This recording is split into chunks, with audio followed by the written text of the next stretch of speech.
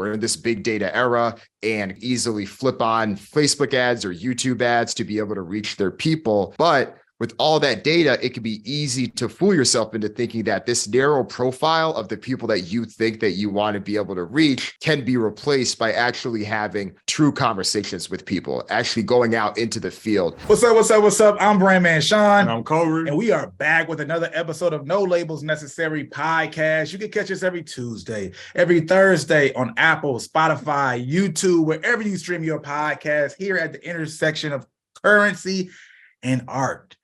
I usually say currency and creativity, but I flipped it a little bit this time. This is No Labels Necessary podcast. And we like to speak with people who have gone the no labels route. They're doing something differently. And Dan Runcie, who we have here today, is the founder of Trapital, the home of business, media, and culture. He's an author, he's a writer, he's an investor, all around dope person. But when I say different, the way his commentary and perspective impacts even my way of viewing things is completely different, right? The value of an artist is their point of view. The value of a writer or just a thought leader is their point of view as well. And Dan, for damn sure, has a great point of view that's different and worth listening to. So Dan, appreciate you hopping on today. I got a lot of dope subjects that I want to talk about with you: brand, money, and just a commentary on the culture as a whole. So welcome, Dan. What up? Sean, Corey, it is a pleasure to be here. Appreciate you all. Feel honored to be a guest on this. Been watching y'all do your thing. You talk about so many topics that are top of mind for me. So the thought's mutual. Y'all are tapped into this space, and it's an honor to be here. I appreciate it, man. Definitely appreciate it, man. And I don't want to waste any time because I want to spend as much getting into the details of some of these thoughts that I always see stuff that you talk about where it's like, I wonder what Dan thinks in depth beyond the newsletter, right? That might be like a segment you create one day, beyond the newsletter. But you had one write-up about mistaking information for intimacy, right? And we talk to artists again and again and again about data, right? You need to capture your data to understand your customers, et cetera, et cetera. But is an artist having a listener's data enough? If so, what's the difference between information and intimacy? This is a great quote that I got from Dr. Marcus Collins, who is a friend. He teaches at the University of Michigan. He's an award-winning marketer himself. He was a guest on my podcast, and he had shared this insight with me with the work that he does with the brands that he works with. He works with a lot of companies, whether they're Fortune 500 or even smaller, that are trying to ingratiate themselves with culture. They're trying to ingratiate themselves with consumers. And one of their mistakes is they have so much access to data. We're in this big data era, and companies can easily flip on Facebook ads or YouTube ads to be able to reach their people.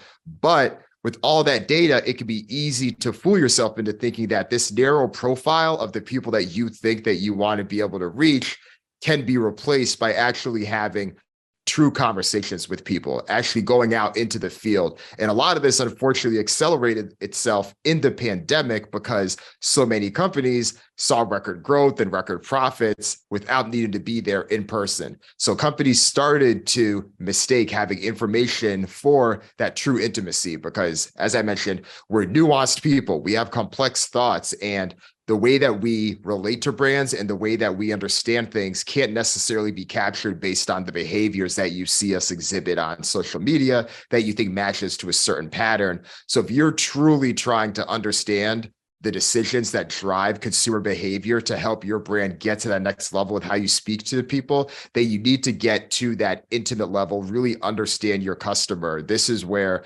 phrases like doing things that don't scale really resonate. This is what it means, getting in touch with the customer, whether you're a small company or you're doing things at a great level.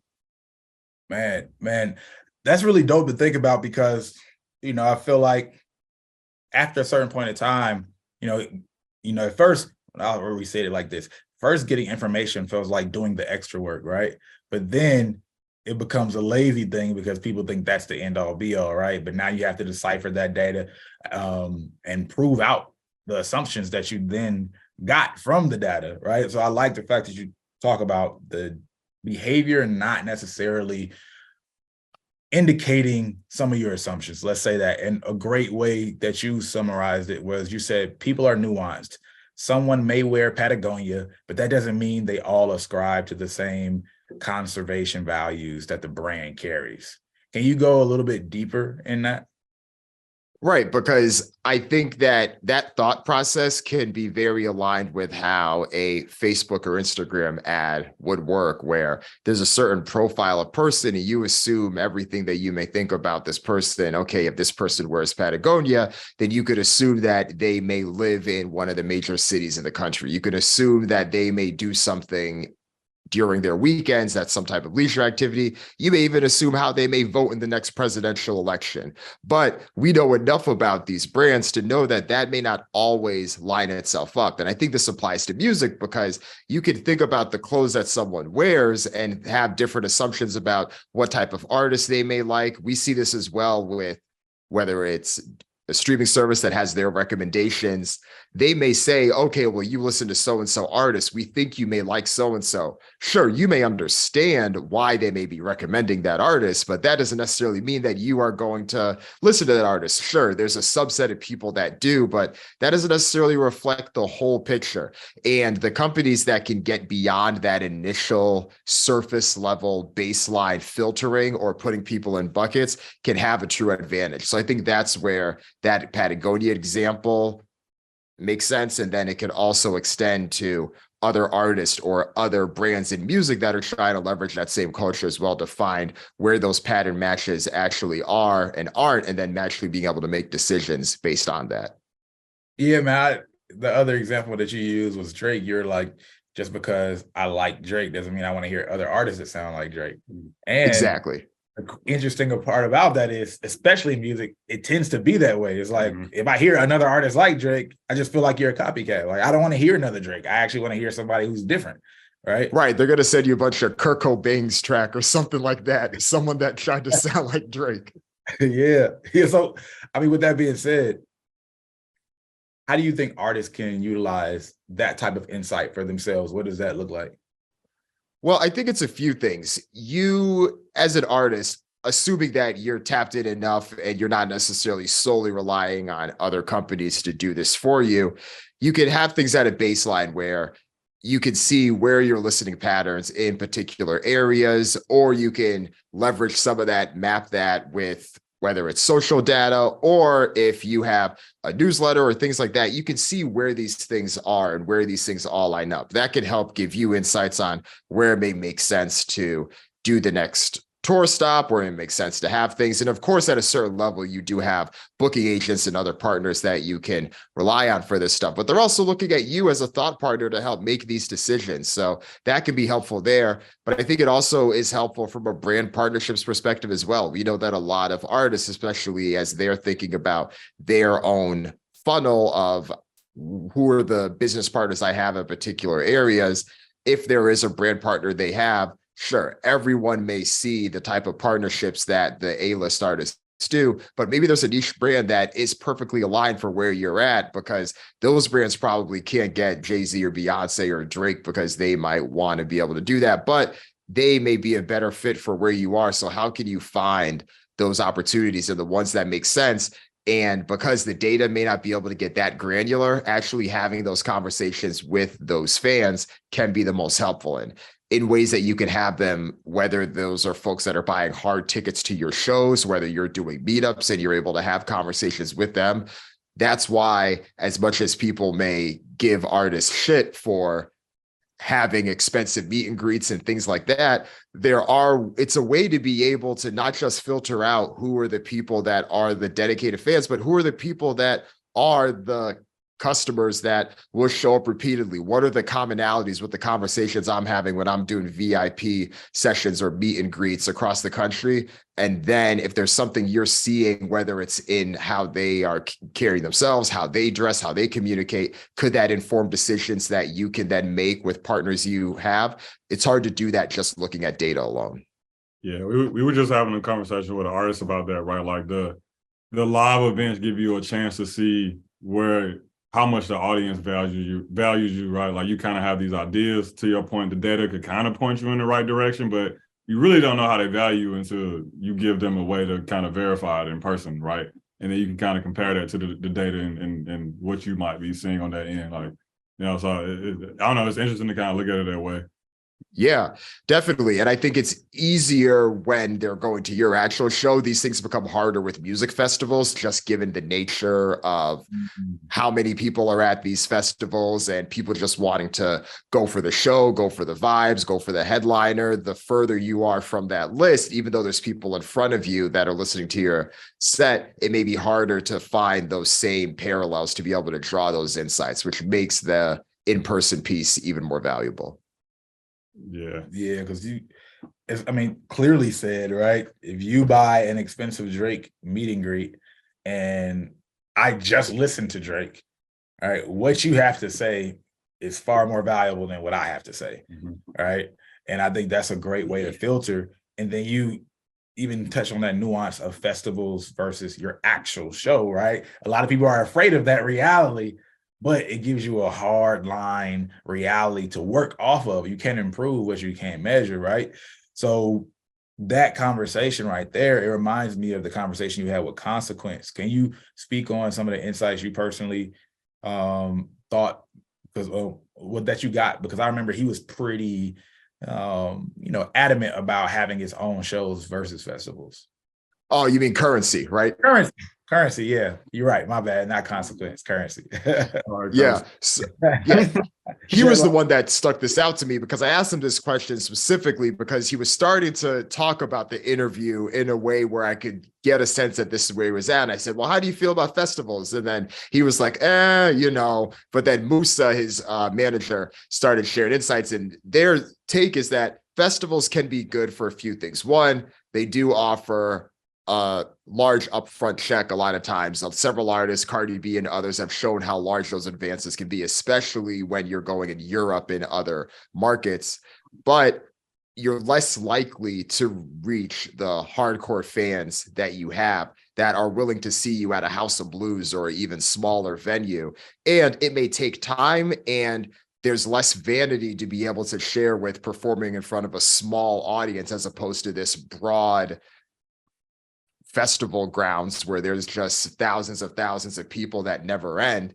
But that's where you actually build that true fan base. You may lose money on that first tour, especially now, just given the rising costs for everything associated with you and your teams getting out there. That's just the reality.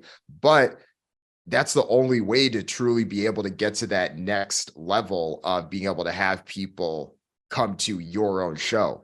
So as great as it is to see the Days in Vegas and Rolling Loud and some of these events, how can it be done in companion with your own shows, you being able to have those opportunities for your fans to come and see you? That's how you get the best mix of it, because then you have your diehard fans that may see you. Some of those may show up for the festival too, but then you can really use the festival as an opportunity to spread awareness and reach people that may have been coming for the headliner, but then they're like, oh, I didn't realize that so-and-so gravitated towards me. I thought I was just going to buy some time before the headliner comes, but they have me as a new fan. And now I've done that. So I think they both have use, but I do have hesitation for the artists that solely rely on festivals because of the fear of just performing to a small audience, and then additionally not necessarily wanting to sacrifice any of the upfront money.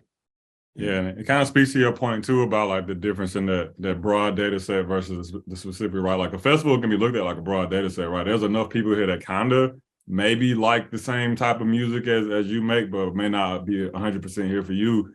And we can now compare, we can compare your 300 solo show ticket sales to your 30,000 festival, you know what I'm saying, sellout, and just see like how much of that really actually translated to your shit, you know what I'm saying? Like, so I'm seeing the parallel between what you were saying earlier. So I guess even to that point, like, like when you're talking to artists and their teams, like how you kind of advise them on maintaining that balance between making decisions off of like what your data is saying and off of kind of intangibles that they might have to go out in the real world and try to fill out for themselves. Like, what does that balance look like? Yeah, it's an ongoing balance, right? It's almost like a company themselves that's trying to balance long-term decision making versus serving the needs of their shareholders, talking specifically about public companies in this stage. And I think artists, there's a little bit of a dynamic with that, similar dynamic with that, right? Following the data and making some of those harder decisions does line up more with the long-term thinking, because you may not realize those benefits now, you may not realize those benefits 2 years from now, but you often do reach this inflection point. And just because of the way so many careers have gone, especially now, I do feel like the arbitrage is in consistency. The arbitrage is in longevity. So you have that career where it feels like, okay, this isn't going anywhere, this isn't going anywhere, but then it slowly starts to creep up. And then that's the ideal for so many artists. It doesn't always happen that way, but the only way to get there is to keep going after you've got to that point, and then you can hopefully reach that. So it takes a lot of push and pull, and it also takes a lot of patience that may not always exist with the business partners you have, depending on their goals. But that's why it's so important for the artists to be able to have that clear goal, have that clear vision setting, and not just rely on their own business partners who have their own agendas and their own goals that they're trying to reach that may not always line up directly with yours. Man, that makes me think of an unfair advantage, right? Like seeing, for example, a La Russell, as of late, or we just had a conversation with him and saw what he's building. And there's been other artists like that have been building something, right? That's real and some sense of community and relationship with their fan base. And it doesn't completely show just yet, right? The people who are really watching might catch on to it a little bit earlier, but the world at large don't quite understand how real it is, because there's an undercurrent happening, right? And it hasn't hit above ground and hasn't really taken off. But once, next thing you know, it takes off. It's like a geyser gushing, you know what I mean? And everybody's like, how did this happen? And how do we stop this? How do we do something like this? And you can't do something like that overnight, right? So now they have that unfair advantage because they built something so real, but it had to be nurtured before it could get to the point where it could scale without being ruined, right? You can't just, if you scale for day one, that connection doesn't have the opportunity to, grow, mature to a point that your platform is so differentiated where people are like, why does this person support them like that, right? Or how did they build this thing, this movement? What's this inside language, right? Where is all this coming from? So with everything that you made me think about, right, is something that I feel like is the ideal situation for an artist, but you also alluded to the difficulty and the wherewithal it takes to go through that period of, I'm not going to see the monetary gain. I'm not going to see a certain level of clout even, for a period of time. So some artists and managers are just waiting for lucky moments when the ones who are killing it have systems to consistently take artists to another level over and over again. And if you want to see what that looks like, we just did a collab where we not only show the system that we use that's resulted in Billboard hits, some of the biggest viral moments on TikTok, Instagram, and YouTube, but also we got J.R. McKee to break down how he took an artist from zero to one of the biggest hit songs of 2022 and getting a Grammy in January of 2023. This is recent stuff, not old tactics. If you want to check it out, go to www.brandmannetwork.com/Grammy. Don't forget the www or it won't work, because JR gets into the details of looking at the data, decisions that got made, how much content got created, and how they adjusted the content over time for different parts of the campaign. This is real behind the curtains type of stuff. So again, go to www.brandmannetwork.com/Grammy if you want to check this out and apply it to yourself. Back to the video. Have you seen any artists that you personally have done a good job at that, or maybe even missed an opportunity because they might have leaned in too early when they had something good going for them? I think an example of someone that's done a good job of this recently has been Tyler, the Creator, because I think if we look at his career past 15 years, just dating back to being a high schooler with Odd Future, that trajectory is exactly what we're talking about. And he's talked about this himself, where he's like, you go back to 2012 and people that were the hottest in the business, where are they at right now? And I'm the one that's still been here. And part of that is a bit of his own. I think he does have a bit of a chip on his shoulder from a lot of the people that did ignore him and thought that he was weird and a bit of an outcast from that perspective. But all that worked to his advantage because he kept going and he kept doing his thing. And even if the mainstream audience wasn't fucking with him, there was still a large amount of people that were in 2011, 2012, 2015. And then I feel like once he put out Flower Boy and everything that's happened since then people started to catch on. Then he started to evolve his own sound as artists naturally do. And he's probably in one of the strongest positions right now for a hip hop artist that's under the age of 35, just a way to weed out, the Kendricks and the Drakes and the J. Coles. But if you look at that tier, he's in such a good position to be able to continue to do what he's doing. And I think it's because people have been with him for that get-go from the jump and being able to see how he's built his career like that.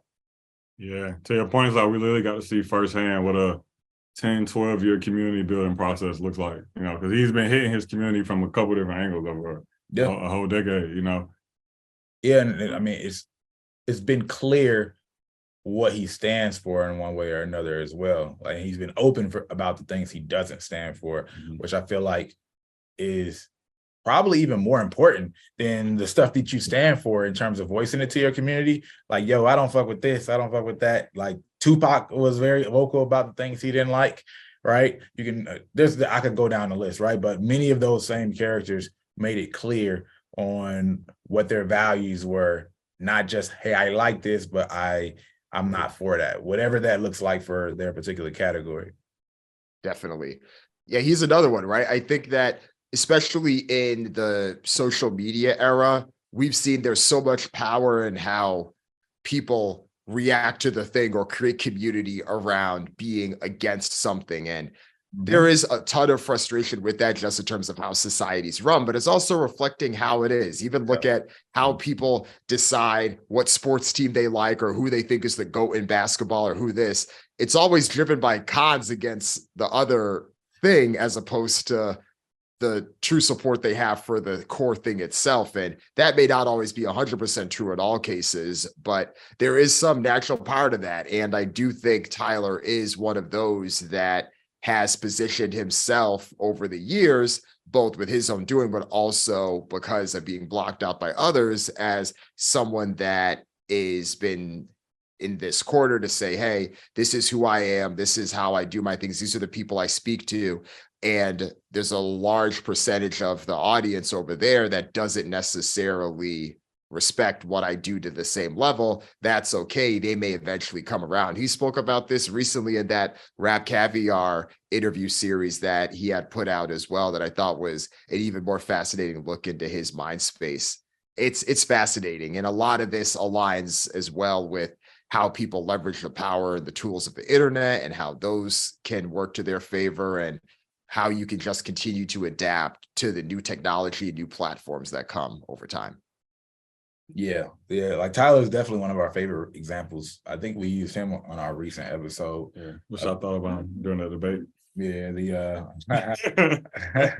well, I'm not even talking about that one. I'm talking about the anti-fan strategy. Okay, yeah. Right? Because we even, what you alluded to, right? Hate building an audience in many ways. Like, so I always use the word, now I forgot it, anti-fragile, right? The concept is the more something is attacked, the stronger it gets, right? And Drake was in that same bucket for a period of time where people hated him coming in because he didn't represent the old hip hop. He was soft, right? And they emboldened people to love him more because they had to pick a side, right? And once you decide that I'm on this person's side and I have to battle against others on your behalf, now it forces me to say, why do I love this person so much, right? I have to figure out ways to validate why I am right, Right. I think Lizzo's another example of someone that fell into this category in a lot of ways. When she was first rising up, there were so many people that had opinions about her and her size and how she looked and how people felt like a woman of her size should be able to dress, should be able to carry herself, what type of confidence she should or shouldn't have. Not only did she buck and challenge a lot of those trends, but a lot of the people that wanted to have a bit of that anti-fem mentality rallied towards her as well, as a continued way to push back against the type of people who would point fingers at her and people like her. And she's obviously been very open about not only her position, but also her struggles with things like that, when especially a lot of the combativeness with fans and from other critics can become too much. But that vulnerability just continues to bolster the fan base she has. And obviously, she is still extremely talented, even regardless of any of this anti-fan narrative. But she's one of the few artists that has really risen in the past few years that is now selling out arenas and doing multiple shows in some of these cities. That's a very hard thing to do, especially for someone that really blew up 2018, 2019, and had been making music for several years before that. It's one of the rarer and more unique use cases that we've seen of an artist to have that type of trajectory. And I don't think it's a coincidence that some of these other elements we're talking about played in and aligned with her rise as well. Yeah. She's definitely an interesting case study. And what I've seen her, because she's extended her brand into different spaces and places, it actually goes back to even the currency conversation of understanding your fan base and being able to monetize it in different ways. I want to get your thoughts on artists monetizing outside of their art, right? Because you spoke on this recently. I think you titled it Bankable Business, but for me, as a memory thing, I thought about bankable formats, right? So formats that you can monetize as an artist. And the concept, let me know if I'm wrong, was, well, you might make money from music, but that doesn't mean that you can have a box office movie. You might have a box office career, but that doesn't mean people will like your music or clothing, etc. One, did I get that concept right? And two, how do you break down how artists can navigate that? Yeah, one of the themes that I've touched on with Trapital, and it was one of the key themes of the culture report that we put out last year, is that artists have often become millionaires selling music, but the artists that become billionaires get there by selling product. Millionaires selling music, billionaires selling product. And part of that is structured around the type of business they've put around them. Whether you look at artists like, you have extreme examples like Jay-Z, Rihanna, Ye up to a couple of months ago, or even Dr. Dre, you've seen how they've been able to have natural tie-ins with the type of work that they do, the way they built their companies, and where they've been able to then generate most of their businesses from.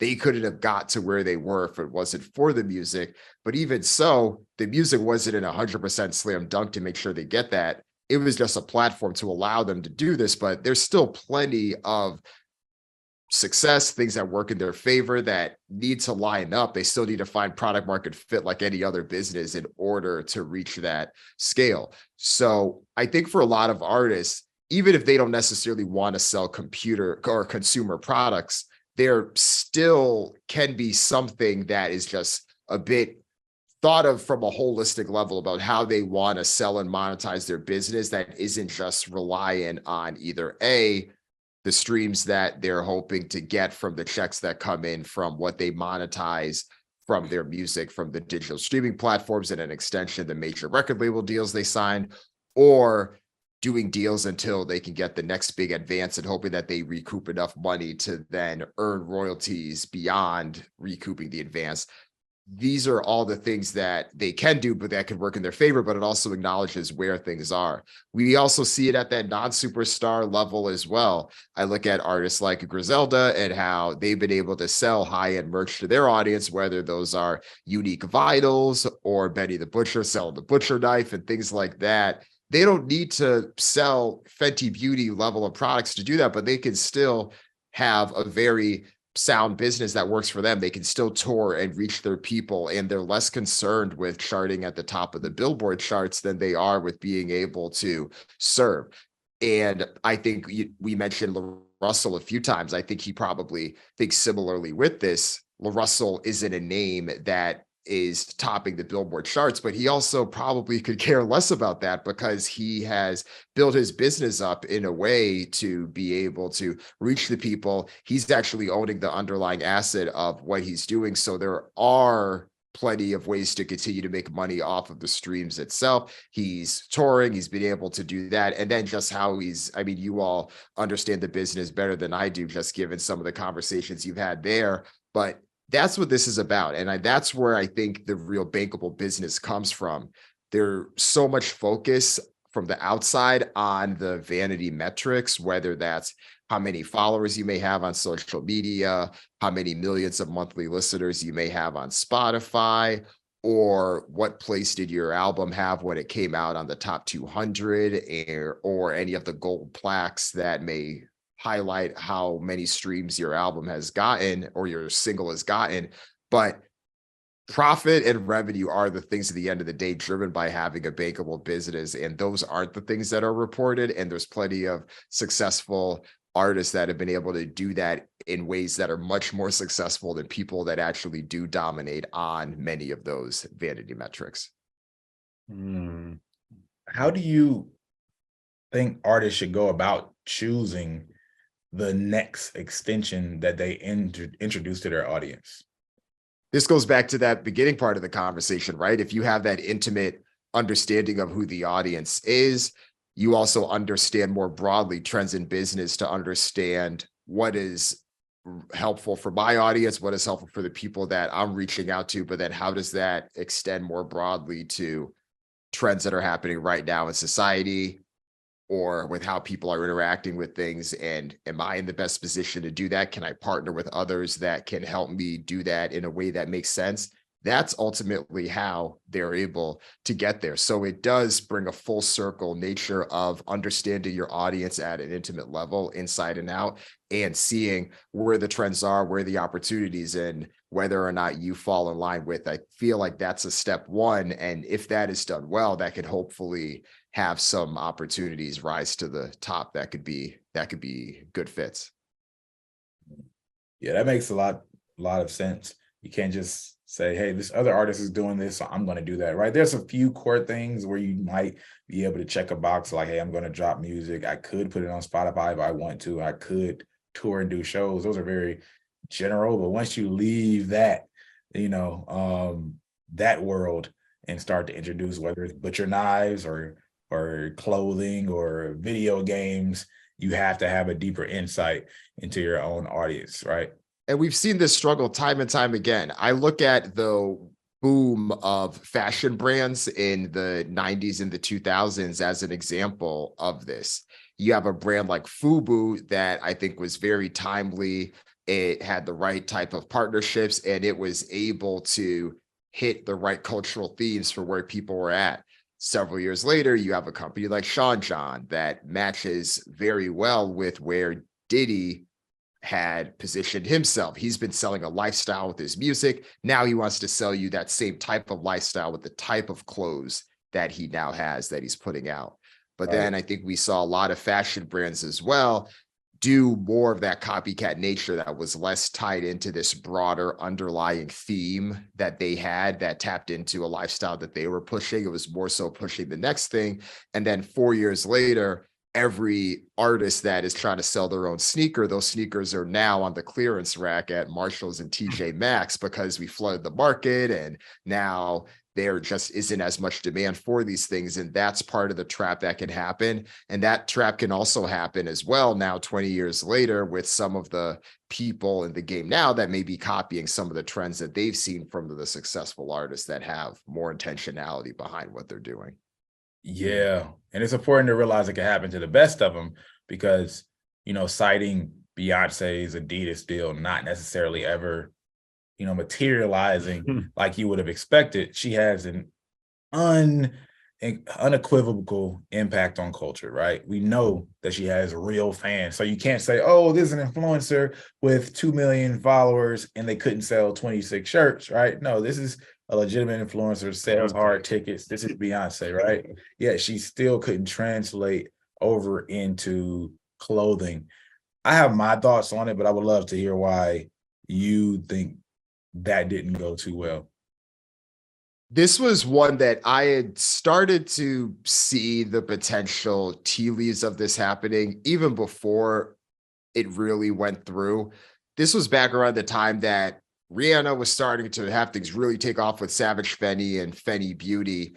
And I started to have some friends that were close to me that had started to make the comparisons about, we still haven't seen Beyonce quite get there with Ivy Park. And for a while, I hesitated with chiming in there because I know that there could be problematic issues with just the constant comparison of not just those two, but then two Black women, and then saying, okay, why can't these two entertainers do their own thing, right? Then you start, because if you do that too much, then you sound like Stephen A. Smith being asked about Rihanna's Super Bowl halftime show, and then he's like, oh, well, she's no Beyonce. So I avoided the topic, even though it was something that I was thinking for a while. But what I think ended up happening is there were a few things. One, Beyonce herself wasn't necessarily seen as this brand and fashion icon in the same way that she was seen as this once in a generation performer.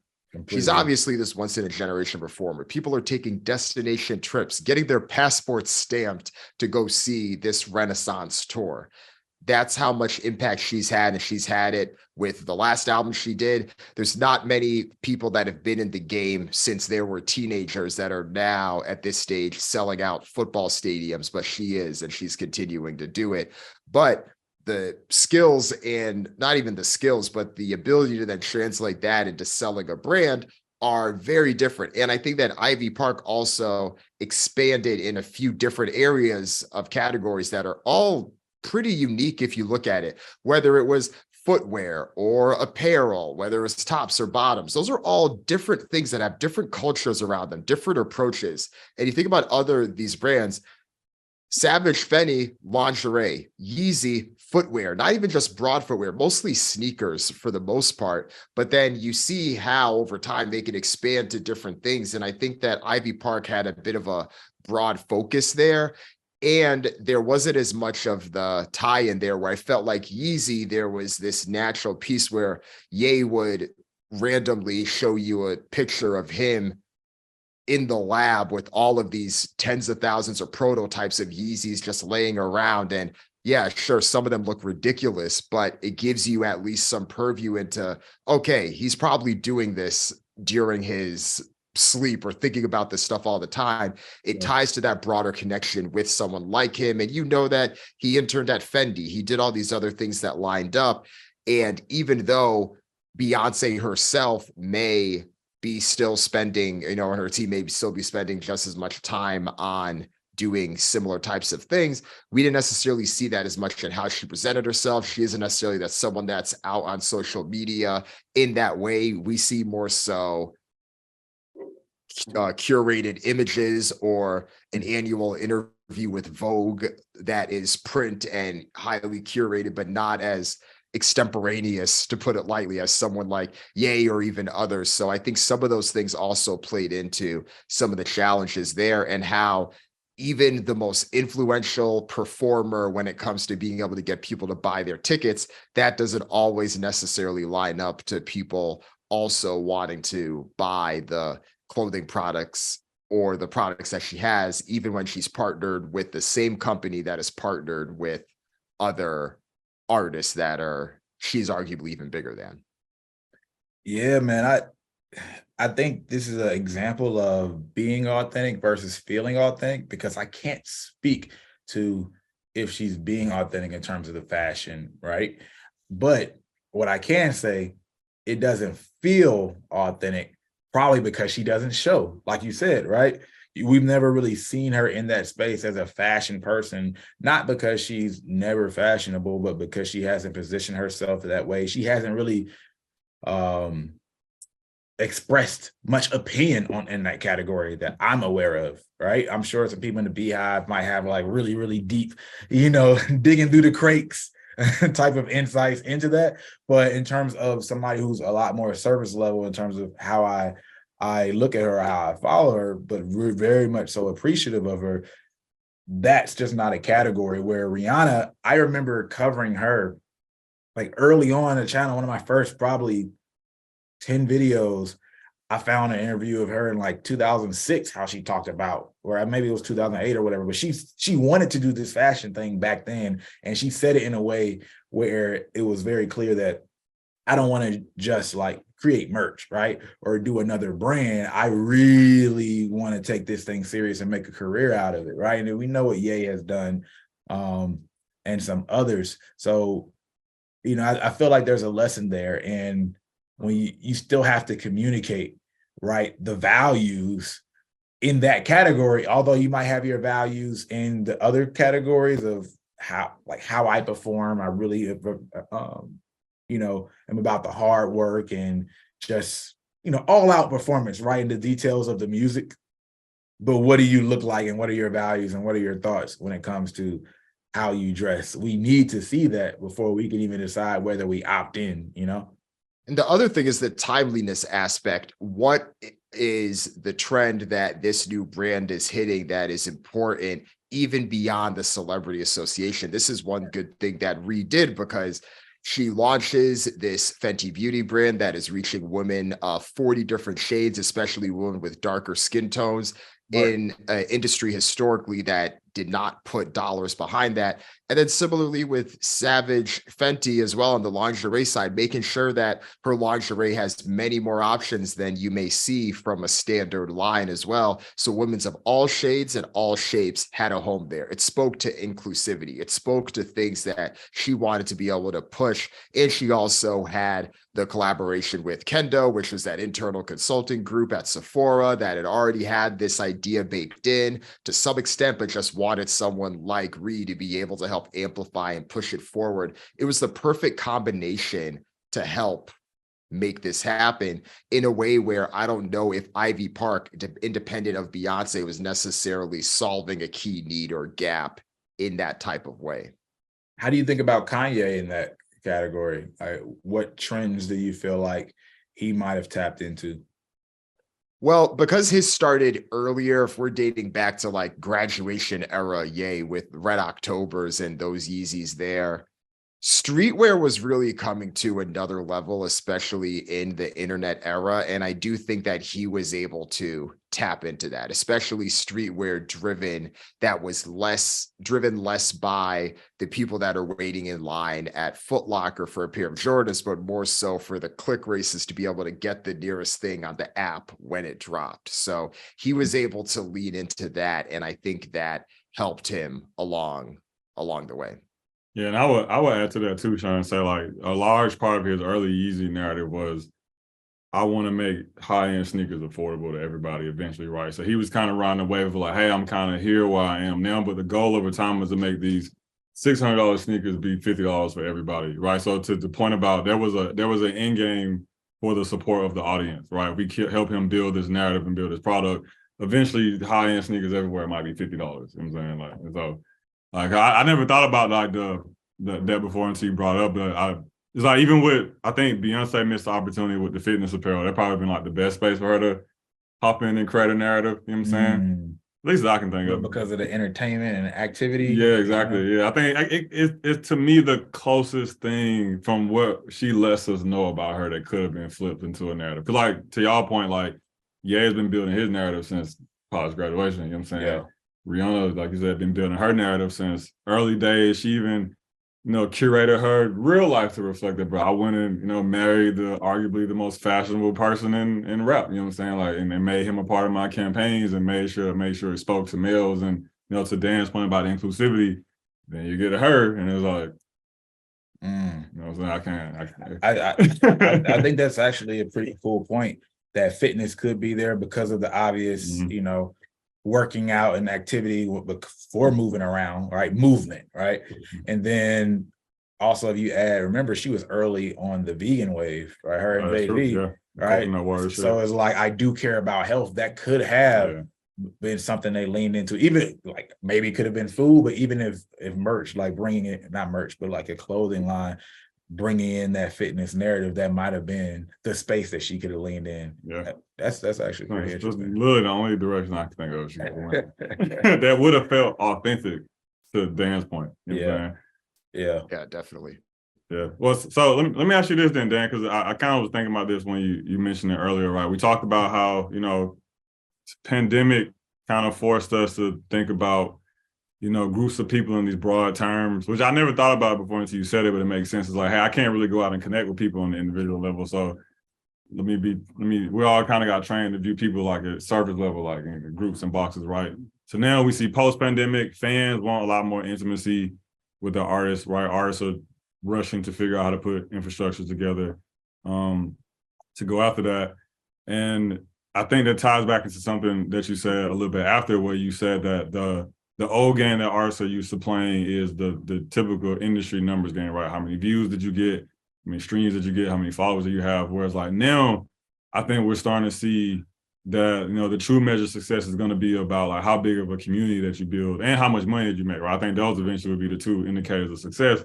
But just to play devil's advocate, the industry is the industry.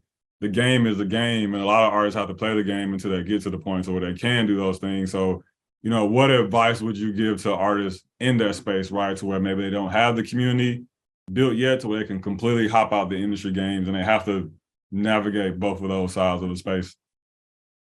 Yeah, it's a struggle that I think a lot of artists naturally navigate, right? And it's something that you can find yourself in some ways. There's plenty of artists that have pushed the independent narrative only because the industry has pushed them out in a lot of ways. So this is now where they've decided to invest their resources.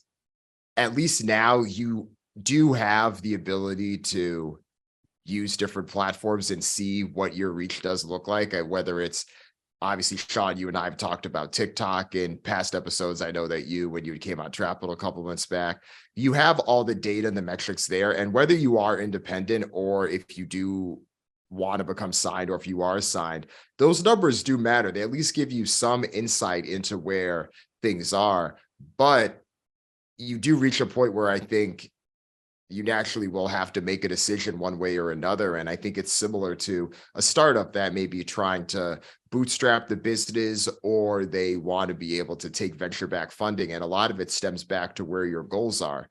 In music, if your goal is to try to become a superstar artist, you want to perform at the Super Bowl, you want your name to ring out across the world, you want to have the billboards up in all of the huge places in the country, it's going to be a lot harder to get there unless you're a unicorn independent artist, but it'll be much more straightforward to get there if you want to work with a label. And I do think there's plenty of success to be had working with labels as well. I definitely don't consider myself anyone that's anti-label, or I don't consider myself an anti-label person. I think there's still plenty of success for artists that want to be able to grow that path. And as you said, the game is still the game, and those companies are evaluating themselves on market share that they have relative to each other and how that changes year over year. And you as an artist, are you additive to that or are you not? And then that dictates your journey in that way, with a lot of respect. So I think it's going with that path if you understand that that's the narrative you want to take. But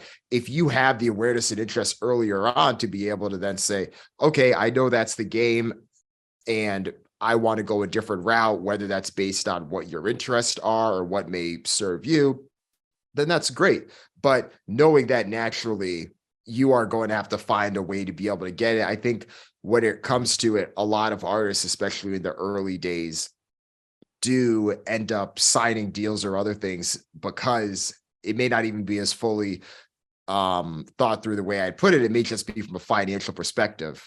We all know how tough it can be. Sure, it's easy for folks to be able to talk offline about why would you ever sign a deal, but when you're actually in it and that label is putting in front of you $500,000, $1 million, $2 million check, you never see that kind of money before. It does bring a different level of psyche to the narrative. And if you don't have another ways to get that, you may at least start thinking about it. No different than, a struggling founder may get a check for their company, and then you do at least start thinking through the options. I do think that now there are more flexible nature of options than ever before, whether those are platforms that are willing to offer you, whether it's some type of advance or some type of investment in exchange for the revenue that you may make from your streaming or from other things. There are other non-dilutive opportunities to be able to, whether it's get financing, there's other channels to be able to get marketing. They may not be that same package that you may get at a label, but there's so many options out there. Artists do have the opportunity to really craft what's for them. So it does lead itself more on, honestly, platforms like this, where they can hear you all break down the many different options they have and figure out like what stack works best for them, but knowing that it's going to look different for everyone. Yeah, I like the way that you just said that, right? The stack, just like a marketing or tech stack in a company. I might want this distributor, I want this type of deal, or I don't want this type of deal. Like just figuring out how to fit, looking at the game almost as a buffet, right? And you pick and choose the parts of the game that you want, right? And the fortunate part of the game that we're in right now is you have the ability to actually try, right, at low risk. Right, just like a buffet. I don't really have to pay that much extra. I could just get a couple of carrots and see if these carrots are good. Oh no, I don't like this distribution deal, and I did it. It was only 10 months, right? It was only 12 months. I didn't give away my masters, right? Or I did a singles deal, right? And I kind of want to back away. I don't like how that system felt, right? So the ability to try in a way that's unprecedented today and have this leverage to be able to build within your own does put artists at a significant advantage. And I think that's why, people who are from a certain era of the game, who look at it from a business opportunity standpoint, you hear, that's why you hear them talk about, today as this renaissance, right? This amazing moment, right? Although there are some artists who, from a legacy standpoint, just purely looking at the money from music, who are like, this is horrible, right? So it's definitely interesting you said that. But I got one thing I got to go back to, because it alludes to taking your brand and trying to, make money off of an extension. In one of your newsletters, I think the Bankable Business newsletter, you cited celebrity podcasts as another thing in this category that has basically reflected, hey, just because you have a name doesn't mean it's going to win, because there's been so many failures, right? In terms of celebrity podcasts. Joe Budden has been very vocal. Hey, all y'all who think y'all can create a podcast, go ahead and create a podcast. You probably won't be around, right? Spotify, you're stupid for investing this much in this podcast, right? And I had a firsthand experience with this early on, and I summarize it as not understanding these formats that you get into as well. Not just does your name make sense, or is it authentic for you to be in this category, but do you even understand this category to do it well? And what I mean by that is the Obamas, right? They had a podcast and I hated it. Right. And my wife wanted me to check it out. She thought I was being way too critical. Problem is, my wife doesn't listen to podcasts like that. So she doesn't understand why I hated it. It was like overly produced. It didn't feel authentic. And a huge part of the podcast format is to be more long form, less interrupted. These random commercials and edits and adding music and things that felt like, oh yeah, they weren't really being authentic right there. Or they had to cut the conversation off because it got a little too real, right? It was all these things that made it not feel like a podcast, where at first it's enticing. Oh shit, I'm about to hear Michelle and Barack like really talk, right? And it was the opposite of that. So understanding a format, right, and being true to the format, whatever that looked like, because it doesn't just have to be a content format, but being true to that format when you enter it, I feel like can be a huge part of success and failure. I agree. Podcasting has been one of these lightning rod areas, and we especially saw this given Spotify and their strategy. Their strategy was heavily influenced by getting celebrities and big names on board. It was ran by someone who had done this type of work in other digital formats at other companies. And given Spotify's goals in audio, it was understandable to see how they arrived at that point. but podcasting itself is just so early, and the more and more it gets mature, the more people really understand why certain people in podcasting have the followings they do and why others just don't gravitate to it. And for so much of the focus, celebrities, their main job that they do is primarily focused on whether it's acting or modeling or things like that. So podcasting is something that can seem quite secondary, and they can seem like you have the pull to be able to pull in your other celebrity friends who can have unique conversations where there's a certain level of clicks or intrigue that you may get just based on the names. But once you get beyond that, what are people actually going after? And that's where it started to feel a bit flatter, because people don't necessarily need to listen to a podcast to hear an audio version of you going on one of the late night shows with the Jimmys and going to promote your new book or whatever it is. It's the shows that are like Joe Budden, where he was able to gain traction because he wanted to share his insights. He's someone that many people know had, some big singles in the beginning of his career. Well, one big single and a few smaller ones beginning of his career, became more known as a lyricist, may not have gotten the mainstream love that he saw, but he had seen every angle of this industry and is able to then share that in a unique way and not hold back his opinions. That's why he's able to gain traction and have a regular cast of people, despite any of the turmoil with past people that have been regulars on his show, to be able to maintain that. And that may resonate in a way where he understands the podcast and he's willing to do that because he's been doing this for at least a decade now. If I'm just thinking back to whenever he had that first, I'll name this podcast later. And similar applies to Rogan or to Bill Simmons or to some of these other podcasters that have been doing it for some time. And that isn't necessarily as analogous to the celebrity, because for most of these people, their main number one job is, I'm a podcaster and this is what I do.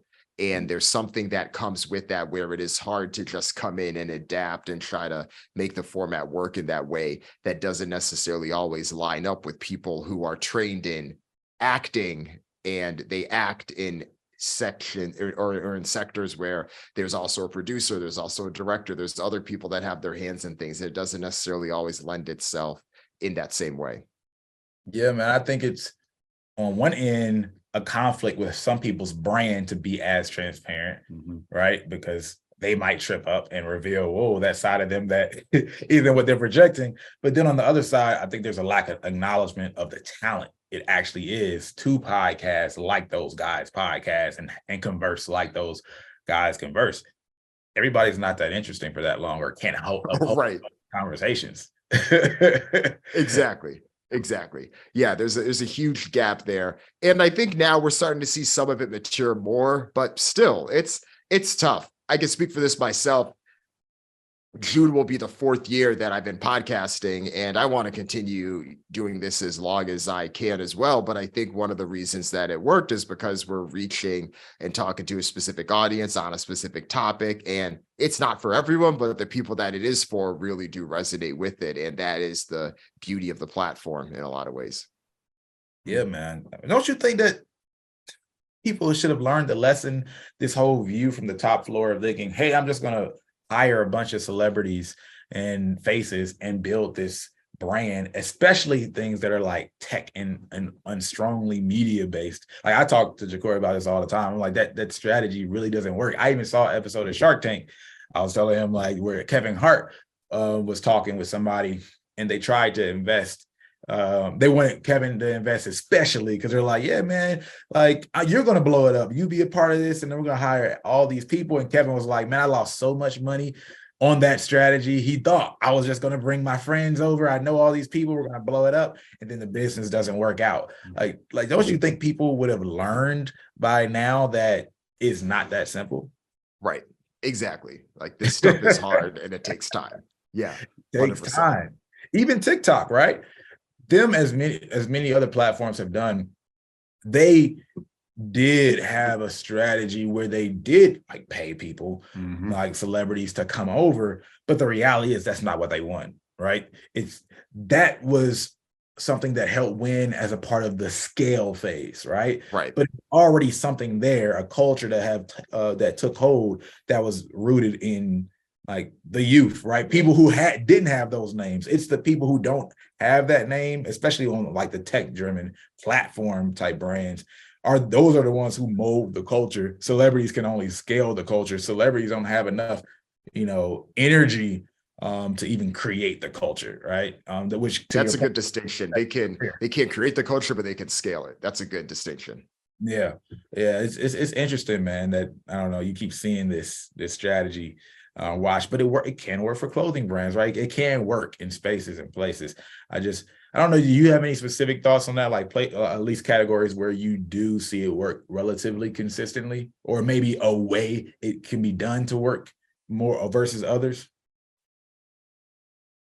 I haven't really. I think that in every category, unless you're reaching a category where there's just no base of content or no base of focus on it, it's hard to be able to break through without something that is unique, has enough pull. But then on the other side, if you are reaching something that is just so super specific, or there's no audience that can be built around it to help sustain, then it isn't necessarily going to resonate in the same way. For instance, it's not a surprise that some of the most successful podcasts out there are people that are doing business podcasts. It's the most popular category of podcasting. It has the most valuable audience. They can then charge the sponsors who want to reach that audience larger amounts of money than, let's say, a podcast that is focused on stamp collecting or just something, or pets, or something that is just a bit more niche, where yes, there could be some high net worth individuals in there, but it's still a relatively inexpensive consumer product. So because of that, you may not be able to monetize. So there may be less competition there, but there's less competition there for that reason. So even if you may be able to have some type of traction, is there some type of play that you can see beyond that? I think a rolled up version of this to some extent is what we're seeing now happen in music streaming, because outside of Spotify, the companies that are succeeding in music streaming are all sitting under the largest tech companies in the world. And because of that, those companies don't necessarily need to be independently profitable, but they need to serve the company in some other way, whether that's through customer acquisition or something like that. That's a topic I know we could go on and talk about for quite a bit, but that is the reality of where things are. And it's not a coincidence that that's the landscape, and that there is only one non-Apple Music, Amazon Music company that's in the space that is doing this. And even Spotify itself, in this post-podcast strategy reckoning, is trying to figure out how best it continues to grow. Of course, its customer acquisition numbers and its LTV continue to be strong, but can it get to that further level of becoming a profitable company is still where there's great opportunity. So I think we even see this when we scale it up to the larger levels too.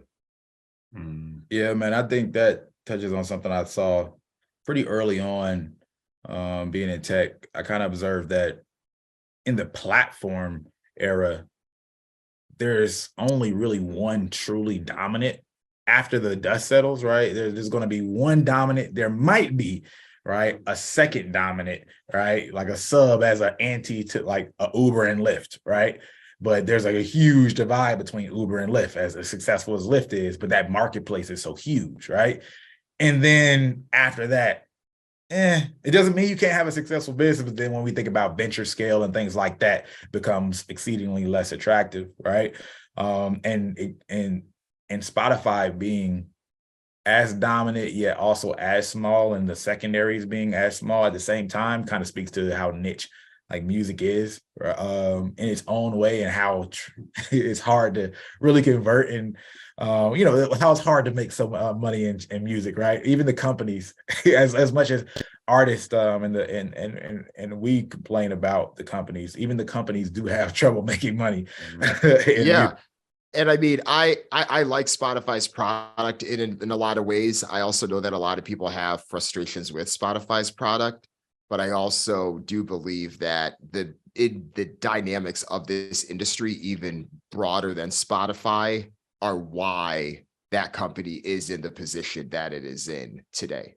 Yeah, that's a fact. Well, I have one quick thing I want to ask you while we're in this category, and then I have the last thing, because you mentioned it earlier, but I want your thoughts in detail. One, do you have an opinion on Rumble? I don't. That is fair. That is fair. I just wanted to see if you thought it might grow and get to a certain size, or it was going to just here, overnight. But okay, with that being said, let's see if I had it up. I wanted to speak on your culture report, and you spoke about artists who are selling music, and then the billionaires, right, are selling product. But you had levels in between that, right? Do you recall those levels, or should I pull it up for you and remind you? Yeah, I could bring up the levels here. But yeah, were there any particular? Because I know, of course, streaming was the baseline, but then we had like product sales, investing. There was also multimedia as well. Highest leverage and lowest leverage. It's this diagram that we had put together showing how the culture's wealthiest artists use their music influence to build companies that sell products that consumers want to buy time and time again. At the top, we see product sales, whether you see Rihanna, Diddy, Jay-Z, Dr. Dre, Ye, they've all not only hit that billionaire status, but they've largely done it because they've sold consumer products. We've talked about a few of those already. The next level, which I do think a lot of these levels are similar, but we've also seen the people that are largely known for investing. Yes, investing can give you a large swath. I do think that a lot of investors, especially hip hop artists and investors, have been more likely to invest in earlier stages, which of course can lead to high returns, but it can be harder to maintain your equity stake or your pro rata that you have in those companies without getting diluted. So they do still rely on investors at later stages, but still, folks like Nas, who do invest alongside Andreessen Horowitz in a lot of deals, Snoop Dogg, Chamillionaire, others that are quite active. And then you have the artists who are making great money from live performances as well. We talked about Beyonce and why she might be at this particular area, just given that Ivy Park didn't necessarily get there. But she's still on a tour that will likely make at least $500,000, if not more, once the Renaissance tour is completed. We have Drake, Kendrick Lamar just completed the most highest grossing hip hop tour that we've ever seen. And then Travis Scott has also done numbers. But then we have TV and film, we have brand partnerships, and then we have music revenue from streaming. So we do continue to see those. And it's not even necessarily a high level of where the most money can be made or not be made. There is plenty of nuance there. Obviously, Birdman has been on the record and said that the Cash Money Masters generate $20 to $30 million a year easily. And we all know he owns that, and him and his brother own that. So, but there's plenty of leverage to be able to build off of that if he chooses to. But then there's obviously younger artists like NBA Youngboy, even Polo G, more so Youngboy recently, but they put out so much frequently, but because of the sheer number of output they have, they're able to monetize the streams from that. So it was a helpful framework for us internally as we think about things. So we want to share it with others. And the response we've got is that it's been helpful from their perspective as well.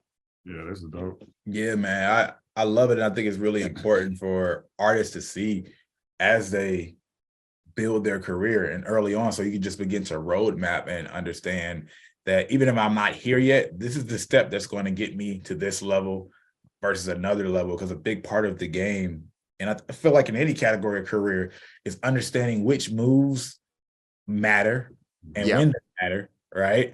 And not having an expectation of, move number one when you're doing move number three, right? Right. So you like that, I love the leverage aspect of it as well. Just using that word, I feel like, especially as artists have to become more entrepreneurial, leverage is a concept that people should be familiar with, right? And like very familiar with, not just that surface level, but understanding thing to thing where the leverage is. So the things at the bottom, the music, your actual music, that's the lowest leverage on this chart, and product sales is the highest. The part I want your thoughts on is especially product sales versus investing. I feel like we often hear investing as the hierarchy, right? Like, oh, now I'm an investor, right? People almost use it for like clout these days, right? Now I'm investing in something. I have a piece of a startup or whatever, yet product sales are not only the highest leverage on this chart. If you look at the people that you have listed there, it is very clear: Rihanna, Diddy, Jay-Z, Dr. Dre, Ye, that those are the people who are making the most, specifically, in hip hop. So I would love you to clarify why product sales is a higher leverage activity than investing. I think it's a good distinction. I think there's a few things here. So with investing itself, most of the hip hop artists that are involved with investing, they're mostly doing it at the early stages. And because of that, they don't necessarily have the money to be able to continue investing in that company at follow-on stages the same way that a institutional venture capital firm would. So even though someone like Nas had done quite well from his initial Coinbase investment, the people that do even better than the investors in the Coinbase investment is the Brian Armstrong, the guy that is the co-founder and CEO of Coinbase. So that's an example of why when you're the actual person leading the company, when they do exit, it does work out in your favor. But there's also a bit of a juxtaposition here because obviously, as we know, the richest Black man in America is there from his investing. Robert Smith owns a private equity firm. But again, private equity is late stage investing. He's buying companies, he's flipping them, finding a way to be able to leverage and use those assets and doing it at scale. So especially with product sales and investing, the goal and the key thing that we always hear people talk about is ownership and being able to have ownership. Well, those are the two areas in this chart where ownership actually does exist.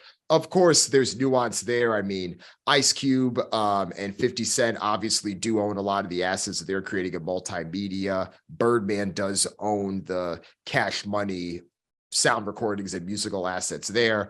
But in terms of these actual companies, we do see that. So I could see it flip over time. And I think it would be amazing one day if we did see an investor, especially investor that comes from music that ends up becoming a billionaire based off of their investments. I think we've seen people become tens of millionaires and maybe hundreds of millionaires from their investments. But at least from what we've seen on a public perspective, we haven't seen that in the same type of way with that, right? Sure, you could maybe call what Jay-Z has done with some of these alcohol brands that he's bought and sold as an investment, but it's also a company that he owned a pretty big stake in and then did it as a sale. So there is a private equity nature to that as well. So there's definitely nuance.